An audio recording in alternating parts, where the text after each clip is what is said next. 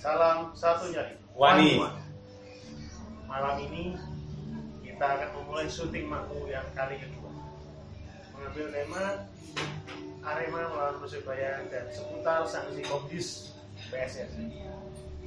Malam ini juga kita kedatangan seorang tamu yang luar biasa kritis. Oke, kita sambut sekarang Cak Bedan. Selamat malam.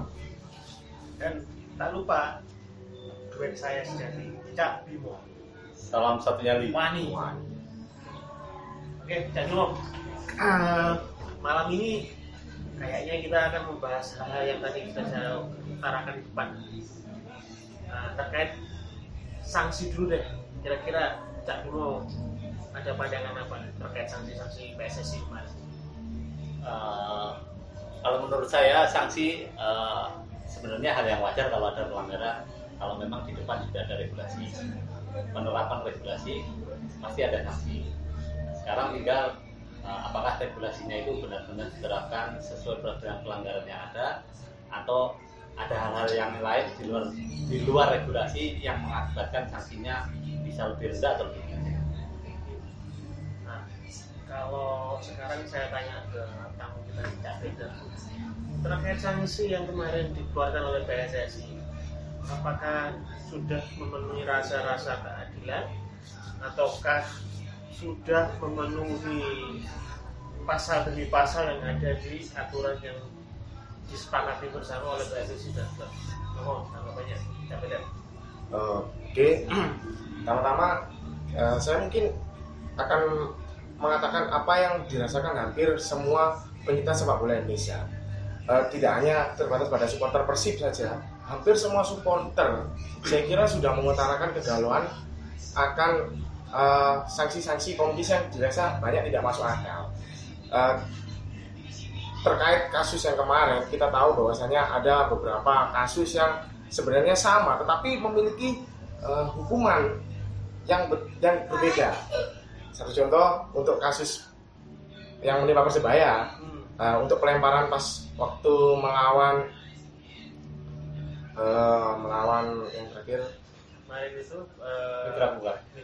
melawan Mitra Kukar, kita kena denda 112 juta. Di pertandingan yang hampir sama, Persija melawan PSIS, mereka berdua memang saling lempar dan keduanya juga terkena hukuman. Yang membedakan adalah nominalnya. PSIS Semarang terkena 50 juta rupiah, 100 juta rupiah, sementara Persija kalau saya tidak salah 50. Dan tuan rumahnya adalah, Nah itu yang mengherankan, Persija bertindak sebagai tuan rumah justru terkena hukuman yang lebih sedikit daripada PSIS Semarang yang bertindak sebagai tamu. Hal ini kalau kita tarik mundur ke belakang, ketika kita melawan PS Tira, di mana PS Tira yang menjadi tuan rumah, justru yang terkena denda karena tingkah laku supporter adalah Persebaya. Padahal Panpel waktu itu adalah PS Tira. dan Persebaya supporternya bonek tenang-tenang aja gitu. Iya, itu yang aneh. Karena kenapa padahal ada regulasinya di mana Panpel itu harus memberikan rasa keamanan dan kenyamanan pada waktu pertandingan. Hal itu kan kalau supporter dirasa tidak memberikan kenyamanan waktu pertandingan, berarti yang disalahkan adalah Panpel. Tapi kenapa waktu melawan PS Tira justru Persebaya yang terkena sanksi? Karena dianggap tidak mampu mengendalikan supporternya. Kan aneh, Panpelnya PS Tira, kenapa yang kena Persebaya? Nah, hal yang sama kalau kita bawa maju ke depan, Persija dan PSIS, Persija yang bertindak sebagai tuan rumah juga melakukan hal itu, maksudnya supporternya gagal, Panpelnya gagal memberikan rasa nyaman gitu terhadap pertandingan, di mana akhirnya supporter antara kedua kubu Persija dan PSIS melakukan saling lempar dan akhirnya kejatuhan sanksi dari Komdis. Yang membedakan adalah dendanya, jumlah dendanya. Gak ada gitu ya. Iya. Jadi kalau menurut Cak Bimo terkait sanksi yang diterima oleh Persib, kok kalau saya nih ya, saya nggak membela Persib ya, cuma kok kayaknya jauh dari rasa keadilan. Menurut Cak Bimo bagaimana ini dengan sanksi yang absurd seperti itu? Sebelum ke situ saya ingin menyoroti justru masalah ke tiap case, tiap game ya, secara umum aja. sanksi atau laporan pertandingan itu kan ada di pengawas pertandingan. Nah, saya nggak ngerti apakah setiap kali pengawas pertandingan PP membuat laporan itu diketahui kedua belah pihak atau hanya hak prerogatif PP untuk dilaporkan ke Komdis dan lain-lain. Itu yang kita nggak tahu. Artinya sebenarnya Komdis sendiri mungkin melihatnya saya menerima laporannya seperti ini. Bukan saya membela Komdis, tapi hal itu memang yang saya tahu aturannya seperti itu. Dia menerima laporan dari pengawas pertandingan. Nah, sekarang pengawas pertandingan itu mungkin penunjukannya juga dari pihak PSSI ya. Itu mungkin yang perlu yang jarang dilihat oleh teman-teman yang lain, bahwa tiba-tiba sanksi muncul dari Komdis, padahal itu awalnya mungkin dari laporan PP. Nah, PP sendiri waktu membuat laporan sebelum diserahkan ke PSSI, apakah itu diketahui ke klub? Itu yang saya kurang tahu. Nah, soal yang Persib ini gimana ini? Dengan apa yang terjadi kemarin, tentunya itu kan keprihatinan kita bersama ya. Tapi kembali lagi nih, rasa keadilan. Kalau dibilang ada supporter yang meninggal, tentunya sudah banyak supporter yang meninggal sebelum itu. Dan kebetulan gongnya kemarin. Tapi kenapa harus gongnya di situ? Padahal sebelum ini ada banyak supporter bonek yang tewas di jalan. Saya katakan tewas karena memang di jalan ya, Cak Betet ya. Itu kenapa kok baru di klub yang itu baru muncul gitu? Itu kan kalau saya kok aneh aja gitu. Kita sepakati bahwa kemarin tim dari SOS Mas Akmal Marhali pernah bilang kan, orang-orang yang berada di klub dan juga berada di PSSI itu harusnya melepaskan salah satu jabatannya. Kenapa? Supaya tidak ada konflik kepentingan gitu. Kita tahu ada Joko Driono sebagai pemilik saham mayoritas di Persija. Kita juga tahu ada beberapa nama seperti Peter Tanuri, seperti Yoyo Sukawi atau Iwan Budianto. Itu harusnya diputuskan mulai dari sekarang bahwa orang-orang yang berada di kepengurusan PSSI tidak boleh berada di kepengurusan klub. Atau kalau mau ya mereka pilih salah satu, di klub saja atau di PSSI saja. Karena sekarang mereka itu berdiri di dua kaki. Iya benar. Nah itu kenapa? Karena akhirnya berakibat pada seperti sanksi Komdis seperti ini. Ditakutkan nanti klub-klub yang terindikasi memiliki orang-orang dalam tersebut itu mendapatkan sanksi yang katakanlah lebih ringan. Kita tahu perbedaan denda antara Persija dan PSIS yang barusan ini sudah kita ketahui bersama gitu. Bahwa itu akhirnya memberikan presiden buruk terhadap PSSI itu sendiri. Oh benar adanya. Berarti Joko Driono masih mempunyai taring gitu untuk istilahnya meredam denda kepada Persija itu sendiri. Atau kalau di rasan-rasan di timeline yang lagi hangat tuh, kenapa tidak ada denda untuk Arema ketika mereka sewaktu menjamu Persija masuk ke dalam Central Bank.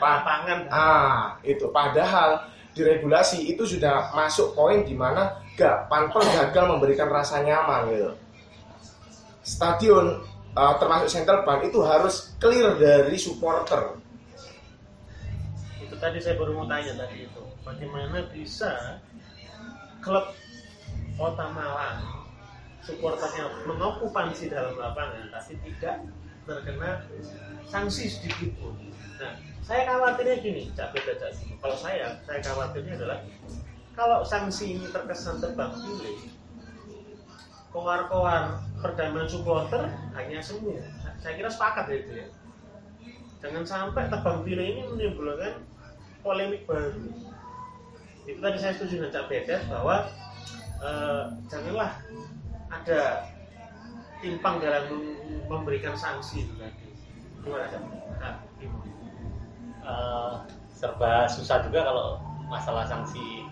Pasti ada faktor-faktor yang subjektif ya, karena orang-orangnya dalam tadi seperti Cak Bedet bilang banyak konflik kepentingan. Nah, yang kalau saya melihatnya sebenarnya seminggu penundaan kemarin seperti yang di timeline yang sudah ditulis oleh Zen, nggak ada apa-apa, cuma tiba-tiba begitu sanksi dari Komdis turun, kompetisi jalan lagi. Cuma terus apa saja kan?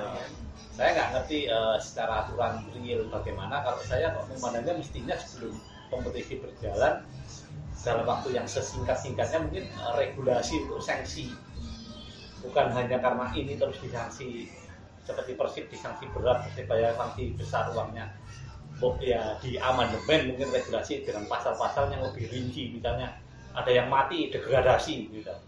Tapi di amandemen dulu, artinya bukan langsung karena kejadian langsung berlaku surut ya. Langsung seperti itu, artinya memang benar-benar disepakati bersama. Itu yang pertama. Yang kedua tentang Komdi dan PSSI lainnya, saya malah menyoroti semua voter kayak termasuk Persibaya sendiri. Suara-suara misalnya dengan ketua PSSI yang bicaranya kalau menurut saya mohon maaf kadang A kadang B yang nggak bisa dipegang, mestinya mereka bersuara mosi tidak percaya, KLB dan lain-lain, mestinya ke arah situ. Jadi dalamnya dulu di ya, klub punya hak itu ya. Terkait ini saya sebenarnya sudah menyatakan keberatan jauh-jauh hari, Cak Dion dan Cak Bimo ya. Kenapa? Saya ini miris. Federasi kita itu katakan federasi sepak bola kita ini lebih dari 80% orang-orang adalah berasal dari orang yang sama sekali tidak mengerti bola. Kalau ngomong voter ya, kita akan mengerucut mulai dari Askot, Asprof sampai ke klub dan PSSI pusat. Saya aku yakin kalau kita mau memilih dan memilah istilahnya membuka semua nama yang ada di Askot, Asprof sampai PSSI pusat, saya pastikan lebih dari 85% adalah orang yang tidak mengerti regulasi sepak bola, tidak mengerti sepak bola, tidak tahu rule of the game.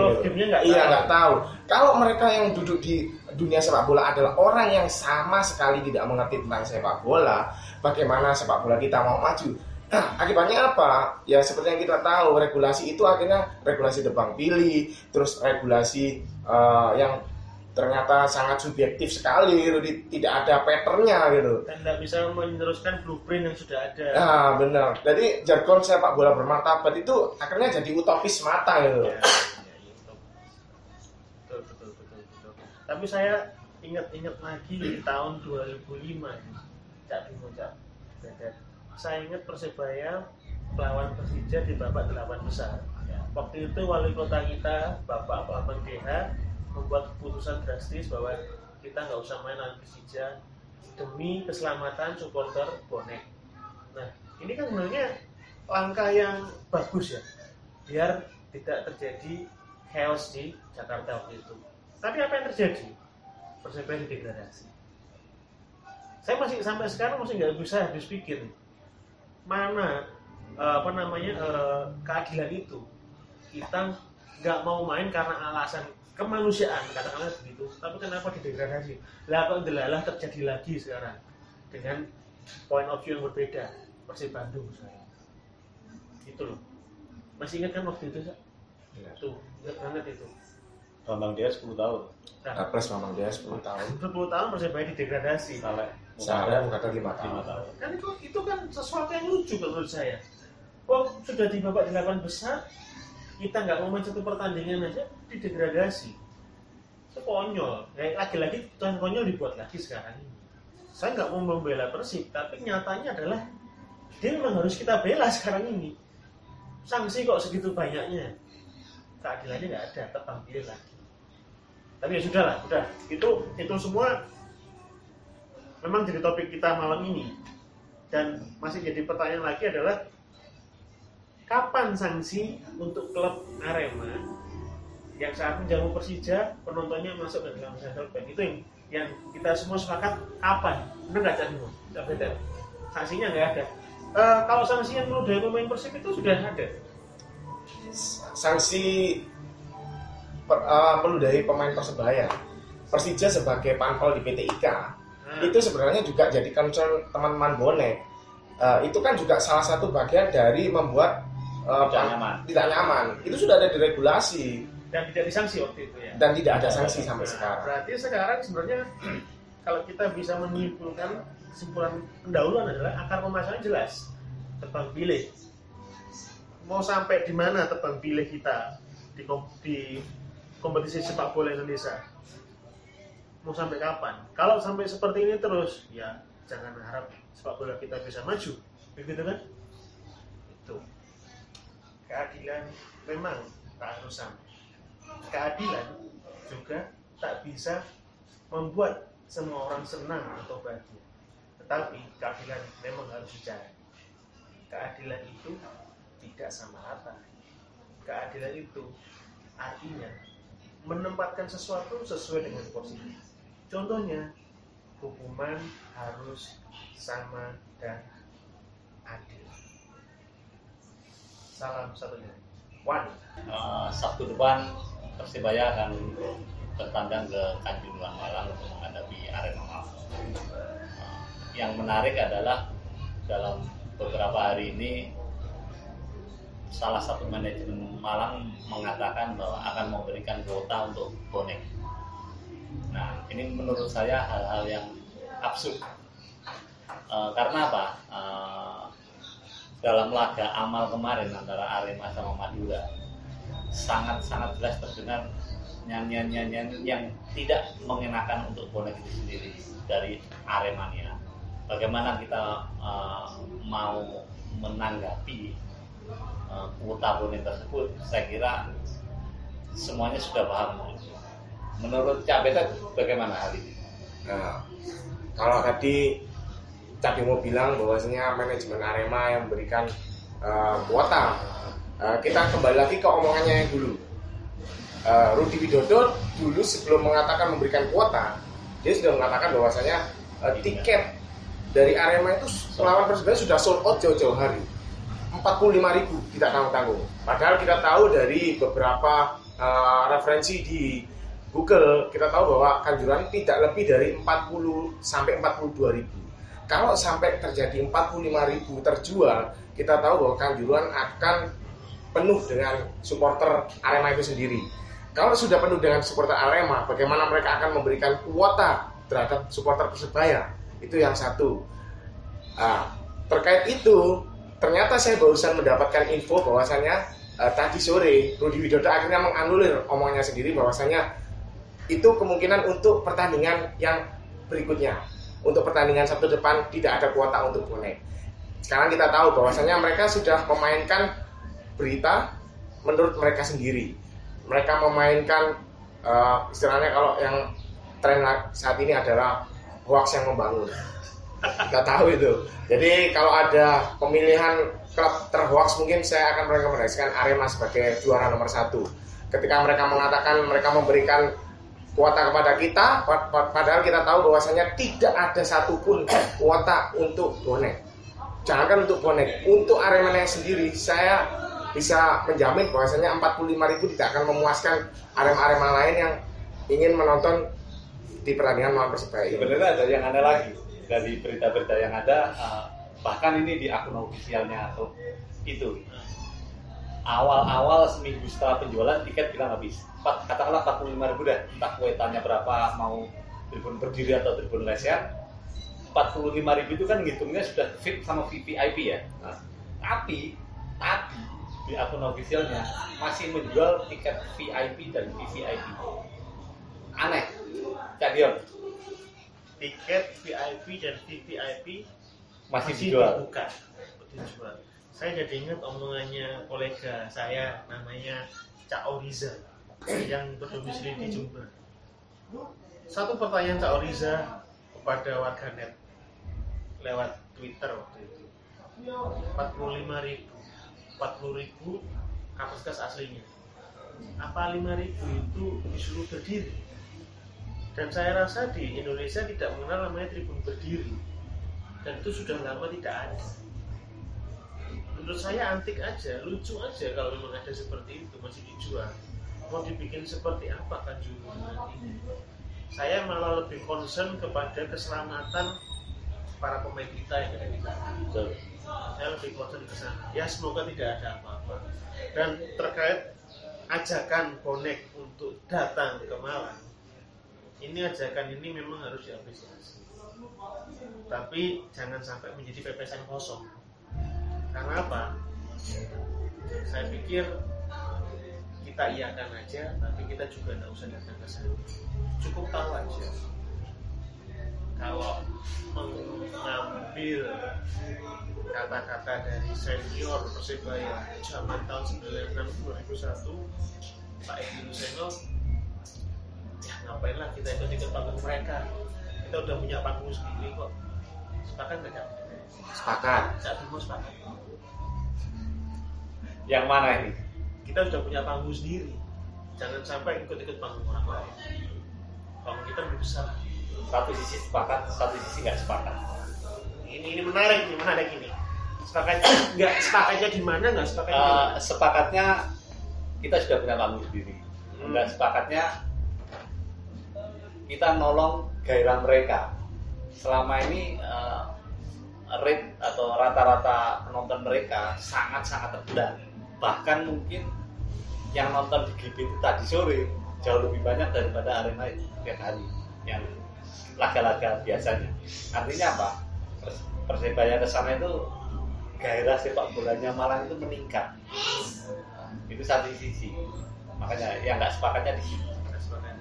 Kalau Cak Bedat sepakat karena Kita sepakat bahwasanya kita nggak usah ikut panggung mereka, kan seperti yang saya bilang di awal, kalau ada pemilihan klub luar itu mereka jadi nggak usah ikut-ikutan. Kalau mereka sudah mengatakan bahwa mereka sudah menyebarkan hoax versi mereka sendiri, kemudian mereka sudah mendengar berita menurut mereka sendiri, lalu mereka ralat sendiri. Satu contoh ralat mereka adalah ketika mereka melawan Madura United yang di Liga, itu Rudi Widodo mengatakan bahwasanya supporter yang hadir hanya 400. Padahal ketika diumumkan di stadion, supporter yang hadir adalah 2000 lebih. Kita tahu itu ada tidak sinkron ya. Berarti mereka sudah berbohong ya. Berbohong sudah ada di DNA mereka. Kalau berbohong sudah ada di DNA mereka, bagaimana mereka akan memberikan jaminan kepada para supporter bonek yang akan datang ke sana? Jadi saya kira ketika mereka melemparkan wacana untuk mendatangkan bonek, ya kita terima saja. Ya namanya juga mereka yang bilang kok. Nanti juga mereka alur sendiri gitu. Jadi nggak usah bingung. Jangan-jangan framingnya nanti bonek sudah kita undang nggak datang. Tapi arahnya ke situ. Benar. Tapi saya rasa rekan-rekan bonek sudah pada paham. Iya, sudah pada paham. Arahnya kemana udah paham. Iya.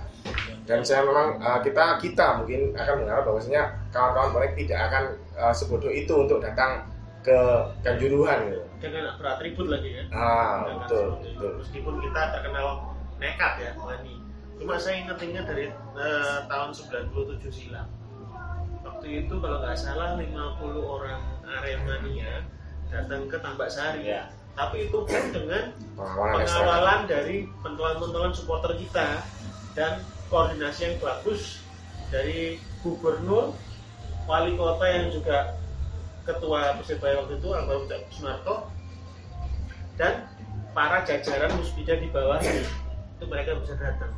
Tapi apa yang terjadi kemudian pada saat kita akan away? Bisa tahu kan?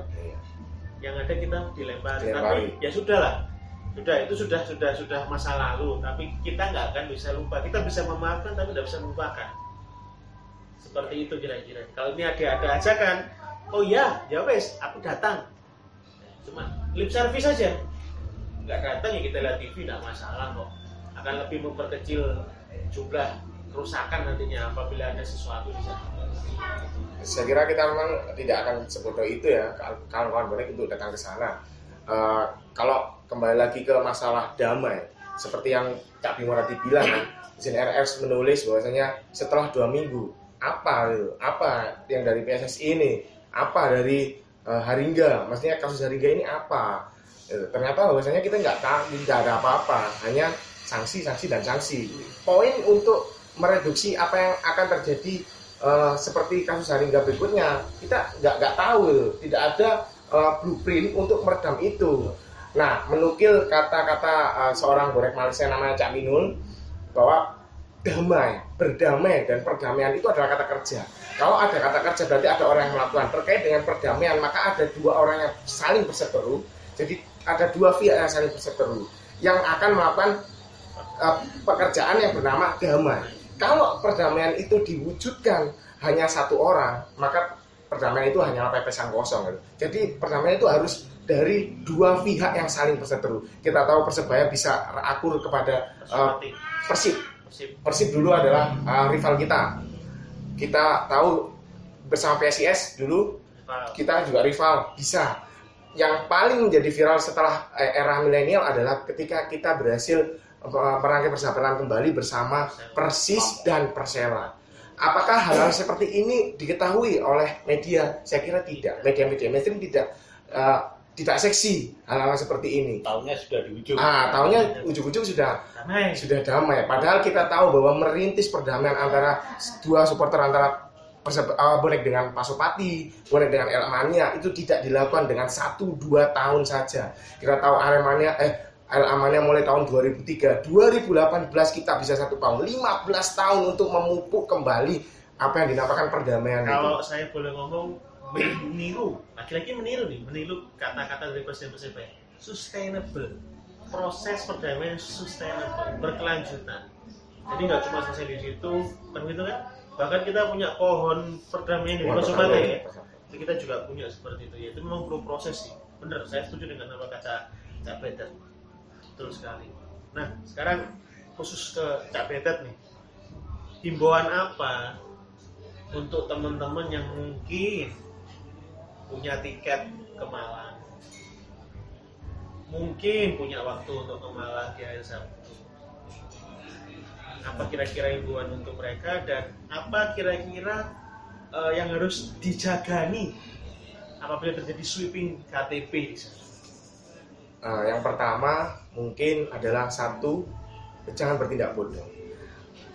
Yang kedua adalah selalu ingat keluarga. Begini, ketika Anda akan melakukan tindakan bodoh, selalu ingat bahwa sampai memiliki keluarga. Ketika Anda belum menikah, Anda akan melihat bapak atau ibu Anda yang akan cemas ketika Anda berangkat ke sana. Apalagi terlebih kalau Anda sudah memiliki keluarga sendiri, menikah dan punya anak. Bagaimana pandangan istri dan anak Anda apabila Anda melakukan tindakan hal bodoh? Dalam tanda kutip, hal bodoh itu pergi ke sana untuk mengikuti ajakan, kita tahu ajakan hoax untuk berdamai gitu. Saya ingat sekali Tirto menulis tentang almarhum Banu Rusman. Tirto.id menulis tentang keluarga Banu Rusman. Hingga 1 tahun kematian Banu Rusman, kakak dari Banu Rusman paling membenci kepada Edi Rahmayadi. Mereka mengatakan, Edi Rahmayadi sendiri waktu itu mengatakan, saya yang akan menangkap pelakunya. Nyatanya 1 tahun jangankan menangkap pelakunya, progres dari penyelesaian kasus almarhum Banu Rusman tidak ada sampai saat itu. Ingat, siapa yang paling susah? Keluarga almarhum Banu Rusman. Padahal Banu Rusman sendiri tidak dalam kondisi menyusup seperti Haringga. Dan kita tahu gitu, kita tidak ingin bahwa bonek itu meniru kebodohan supporter lain hanya untuk sebuah eksistensi di sosial media. Nggak bagus gitu ya. Nggak bagus. Ingat, yang pertama jangan melakukan tindakan bodoh. Yang kedua selalu ingat keluarga. Kalau dua-duanya ini Anda lakukan, Anda ingat-ingat, maka Anda akan selamat. Yang terpenting adalah Anda waras gitu. Jangan sampai nyesal. Iya, Anda tetap waras. Jadi 2 hal ini yang Anda lakukan. Anda tetap menjaga kewarasan Anda sebagai seorang bonek. Dicap tidak wani nggak apa-apa. Kita sudah tahu, semua supporter di Indonesia tahu bahwa bonek adalah supporter paling wani. Itu Cak Dion. Oke. Terima kasih banyak Cak Bedet. Cak Bimo ada tambahan? Mungkin tambahan sedikit ya, bukan himbauan atau apa ya. Artinya gini, apa sih nikmatnya nonton sepak bola away kalau nggak bisa ngapa-ngapain? Gol nggak bisa teriak, nggak bisa misu-misu atau apa, cuma diem, nggak ada nikmatnya. Atau cuma mau eksistensi juga buat apa? Nikmatnya sepak bola itu datang ke stadion bisa teriak-teriak gitu aja. Ya udah, berarti kesimpulannya besok hari Sabtu adalah kita nonton di TV saja. Kita nonton di rumah. Kalau nobar aja di warkop atau di rumahnya temen gitu kan lebih enak ya, seperti itu ya. Kayak kita di sana di warkop nih. Benar. Nobar itu ya. War es. Apa itu Cak Bimo? Warung es. Warung es. Masuk Cak Bimo.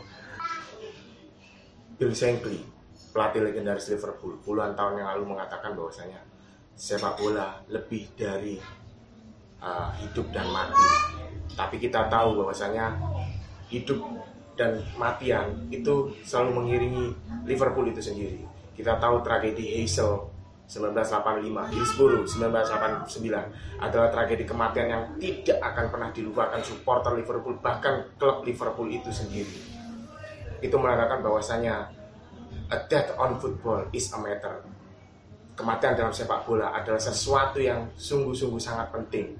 Bonek, seperti data dari SOS, kita tahu bahwasanya bonek adalah supporter yang paling banyak menderita, di mana supporternya paling banyak meninggal ketika membela Persebaya.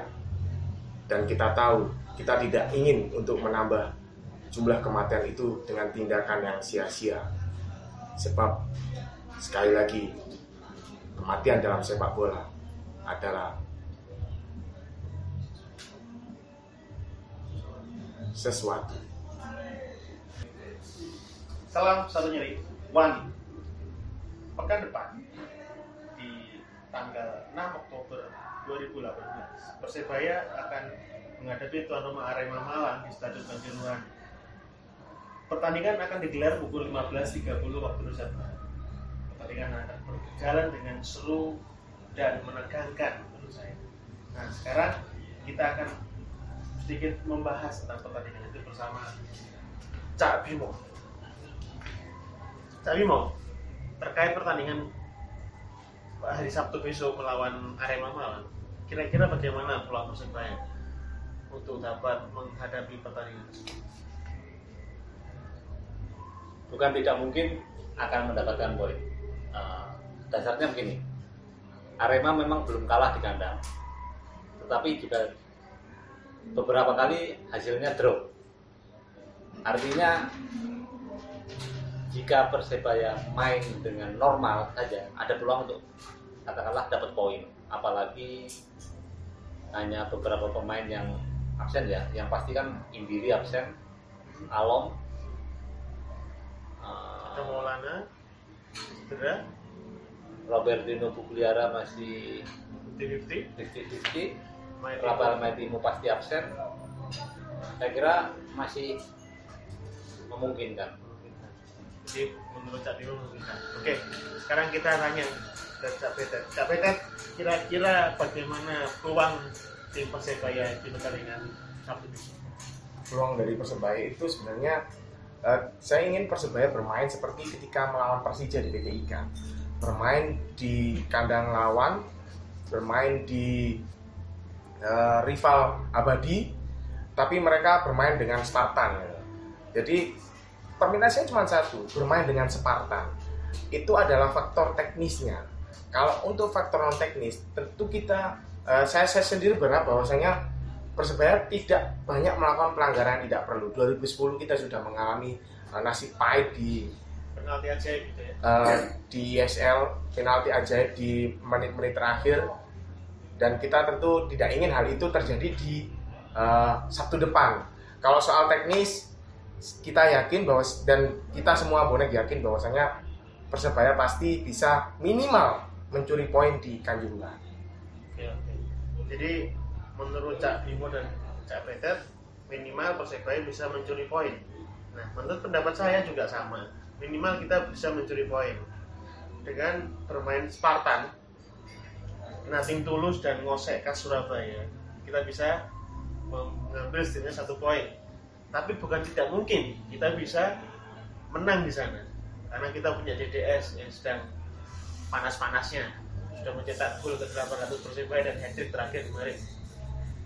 Dan faktor non teknis kita harus mempertimbangkan bahwa akan ada penonton yang cukup banyak yang mungkin memenuhi central band di sana, dan kita harus mempertimbangkan hal itu juga, keselamatan pemain. Tapi tetap saya sepakat dengan cek-cek semua ini, kita bisa curi poin.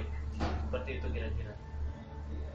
Sebenarnya ada hal untung dan ruginya kemarin ditunda ya, artinya recovery pemain juga lebih baik, tapi ruginya juga sebenarnya waktu kalau saat itu dimainkan kita lebih untung. Karena apa? Arema baru saja bukan kalah saja, tapi perjalanan jauh dari Jayapura ke Malang, sedangkan kita baru saja menang sama mitra kukar, artinya secara mental dan peaknya sudah dapat, tapi ya kembali lagi semua sudah terjadi.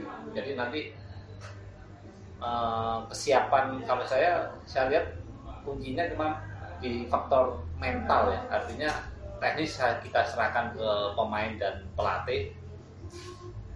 Faktor mental justru mungkin ada beberapa pemain yang baru mengalami ini bermain untuk Persebaya melawan Arema di Kanjuruhan. Mungkin baru Randy ya yang merasakan, lainnya belum pernah. Kira-kira menurut Cak Peter nih ada nggak peran dari seorang Bejo Sugiantoro untuk sebagai mentor bagi pemain-pemain yang belum pernah mengalami atmosfer pertandingan menularkan maha berat seperti ini? Kira-kira ada peran?